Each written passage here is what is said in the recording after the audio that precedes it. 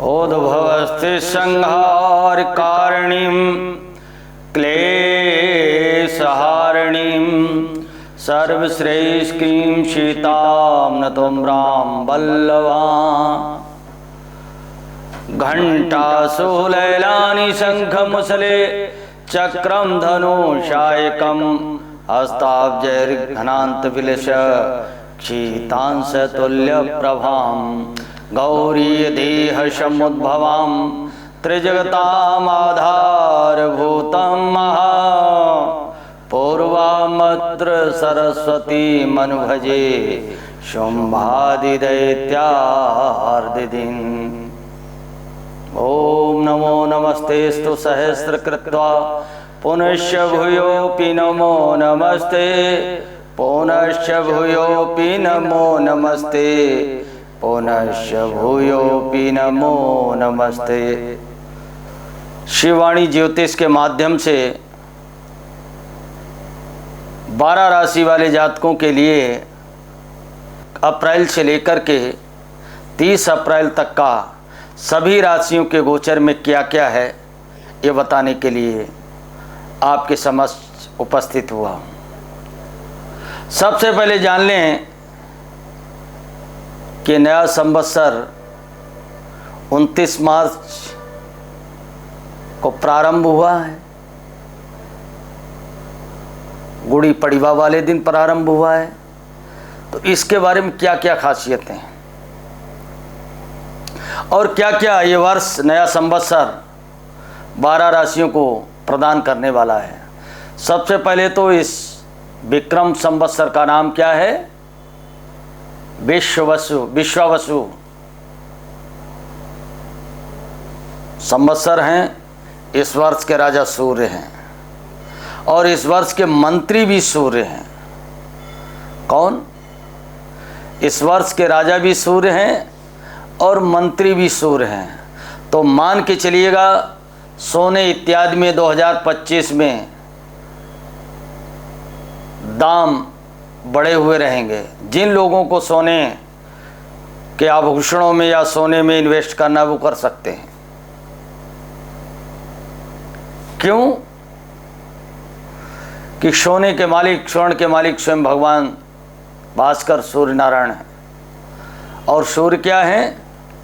तीसरी चीज, जो लोग आध्यात्मिक जीवन में कमज़ोर हैं, आर्थिक रूप से कमज़ोर हैं, सामाजिक रूप से कमज़ोर हैं, वो इस वर्ष सूर्य की आराधना करें, उन्हें सब कुछ हासिल हो सकता है। जिस वर्ष के सूर्य राजा हैं वो विल पावर मनुष्यों में अपार पैदा करते हैं। ध्यान रखने वाली एक चीज़ और है, इस वर्ष स्किन यानी त्वचा के रोग अधिक बढ़ सकते हैं। तो ये रहा संवत्सर का प्रोडक्शन फलादेश भविष्यफल। आओ चलते हैं 1 तारीख यानी 1 अप्रैल, चैत्र शुक्ल चतुर्थी है आज। भरणी नक्षत्र उत्तम नक्षत्र। क्या? भरणी नक्षत्र में तंत्र साधना की जाती है। आपके लिए वर्ष सभी के लिए मंगलकारी हो, गुणकारी हो, आध्यात्मिक शक्ति आपके पास हो, आर्थिक शक्ति हो और भारत और भारतीय परंपरा का नित्य प्रति आप सम्मान रखें, आप अपने हृदय में धारण करें। तो आओ शिव ज्योतिष वाणी के माध्यम से लेकर के चलते हैं अगली राशि कौन है और क्या ग्रहों का परिवर्तन, क्या ग्रहों की युति कर्क राशि वाले जातकों के लिए क्या कहती है अप्रैल के महीने में, बताता हूँ। कर्क राशि वाले सावधान हो जाइएगा। मैं कई बार कहता हूँ, आप अर्थवित्त जगत के योजनाओं से लक्ष्मी मेहरबान है, क्योंकि भगवान चंद्रशेखर की आपके ऊपर कृपा है। आप दुर्गा सप्तशती का पाठ, शिव और शक्ति की उपासना करें। चंद्रशेखर के यानी चंद्रमा जो आपके स्वामी भगवान शिव के सर पे रहते हैं। कहा ना किसी ने, जो नर काशी बसहि राम ही का भरोस। अरे काशी, नर बसें और फिर राम, इन तीनों का क्या मतलब? भाई जो नर काशी बसें शिव ही का भरोस, ये तो ठीक चलता है कि शिव के त्रिशूल पर काशी नगरी बसी है, अर्थात वहाँ पर शिव का शासन चलता है। लेकिन राम का यहाँ से क्या है? हाँ है क्या? महामंत्र जय जपत महेशु, काशी मुक्ति हेतु उपदेशु।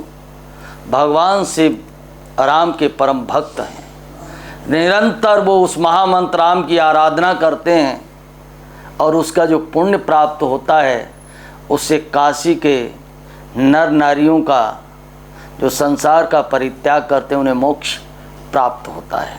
ये सूत्र है, मैं नहीं कहता हूँ, गोस्वामी तुलसीदास ने। और भगवान चंद्रशेखर के मस्तक पर चंद्रमा विराजमान है। सोचो कितना पावरफुल होगा भाई। त्रिनेत्र जब भगवान भोले से, जिसमें आग की ज्वाला धधकती है, ठीक ऊपर मस्तक पर द्वितीया का चंद्रमा विद्यमान रहता, उनका मुकुट बना हुआ है ललाट पे। तो कर्क राशि वाले भगवान शिव की आराधना करो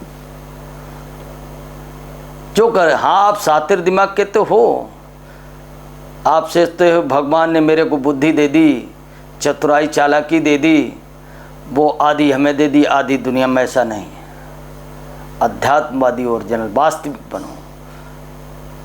अध्यात्म के जो आदर्श, जो मापदंड हैं आदर्शों के, नैतिक मूल्यों के, जो मानवीय सद्गुणों को, उनको धारण कीजिएगा। छल प्रपंच रही जीवन, देखो आपके जीवन में क्या होता है। अब सबसे बड़ी बात है कर्क राशि वाले जात को कि मंगल आपके 12वें घर में, पत्नी से बना के इस समय रखना, संवाद विवाद नहीं करना, मैंने पहले भी कहा।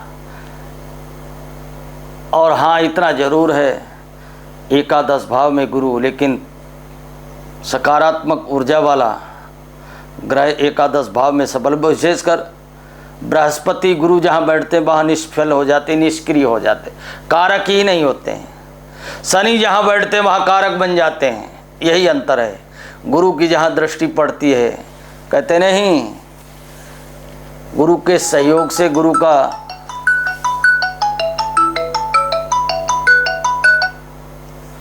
के सहयोग से सहयोग की आवश्यकता नहीं होती है, गुरु का आशीर्वाद चाहिए। आशीर्वाद वो तभी देखा जाए तुम्हें भरपूर आंखों से देखा है। गुरु जहाँ बैठते हैं तो वहाँ तो गुरु जी को सहयोग चाहिए, गुरु जी की सेवा चाहिए। तो गुरु जी जहाँ बैठे वो एकादश भाव, यहाँ इनकम का ही स्थान है, आय का स्रोत है। 14 तारीख तक आप प्रयास कीजिएगा, 14 के बाद ही रिजल्ट मिलेंगे। क्यों मिलेंगे? क्योंकि 14 को इसलिए रिजल्ट मिलेंगे कि 10वें भाव में सूर्य प्रवेश करेंगे और 18 तक बुध भी प्रवेश कर जाएंगे, और वहाँ पर राशि होगी मेष, वो स्थान होगा 10वां स्थान व्यवसाय का कारक, बिजनेस का कारक, बहुत बड़े इन्वेस्टमेंट का कारक घर माना जाता है, जीविकोपार्जन का कारक भी माना जाता है। तो ऐसे में कॉम्बिनेशन क्या बन सकता है? ऐसे में कॉम्बिनेशन ये बन सकता है कि 7वीं दृष्टि गुरु की आपके 5वें भाव में पड़ रही है, तो 5वीं दृष्टि सूर्य की, 7वीं दृष्टि भूमि भवन माता के क्षेत्र में पड़ रही है। अर्थात शिक्षा और संतान, अर्थात ये मैंने बताया व्यवसाय का, अर्थात भूमि भवन मकान, आकस्मिक धन, और यहीं पर आपका राजयोग शुरू हो जाता है।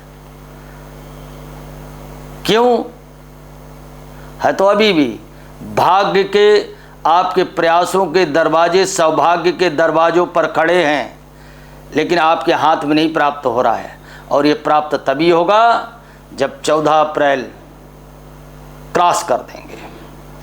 यहाँ शनि भाग्य के कारक ग्रह बन जाएंगे। क्यों? 7वें भाव के, पत्नी पद से भी लाभ मिलेगा, पत्नी शिक्षा और संतान, पत्नी की शिक्षा और संतान में लाभ मिलेगा। और आपकी जो पूर्व समय में सृजन किए हुई योजनाओं का परिणाम भी आना शुरू हो जाएगा।